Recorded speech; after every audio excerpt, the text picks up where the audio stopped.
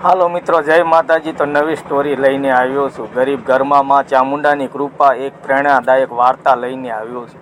એક નાનકડા ગામમાં રમેશ નામનો ગરીબ ખેડૂત રહેતો હતો। તેનું ઘર કાચું હતું, દિવાલોમાં ચીરો પડેલા, છાપરામાંથી વરસાદ ટપકતો, ઘરમાં 2 બાળકો અને તેની પત્ની ગૌરી। ઘર ગરીબ હતું પણ દિલથી બધા ખૂબ દૈનિક હતા। ઘરમાં એક નાની મૂર્તિ માં ચામુંડાની હતી, જે રમેશ દાદાના સમયથી પૂજાતી આવતી હતી। દરરોજ સવારમાં ગૌરી ઉઠીને પહેલા માં ચામુંડાને પાણી અર્પણ કરતી, દીવો સળગાવતી અને પ્રાર્થના કરતી, હે માં, અમને ધન ન આપો તો ચાલશે, પણ હિંમત અને સચ્ચાઈ ક્યારેય ન ખૂટે। ગામમાં એ વર્ષે ભયાનક દુષ્કાળ પડ્યો, ખેતરમાં પાક બળીને સુકાઈ ગયો।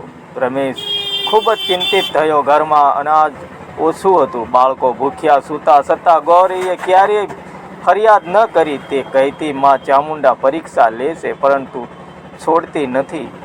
એક દિવસ રમેશ કામની શોધમાં શહેર જતો હતો। રસ્તામાં તેને એક વૃદ્ધ સ્ત્રી મળી। તે ખૂબ થાકી ગયેલો હતો, ભૂખી લાગતી હતી। રમેશ પાસે માત્ર 2 રોટલી હતી, એક પોતાની માટે અને એક બાળકો માટે લઈ જઈ રહ્યો હતો।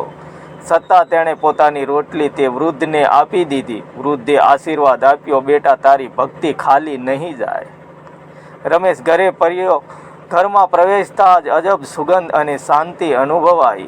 ગૌરીએ ખુશીથી કહ્યું, આજે એક અજાણી માતાજી આવી હતી। તેમણે અનાજનો થેલો આપી કહ્યું કે તારા ઘરમાં માં ચામુંડાની કૃપા છે। રમેશને તરત સમજાયું કે વૃદ્ધ સ્ત્રી સ્વયં માં ચામુંડાજી હતા।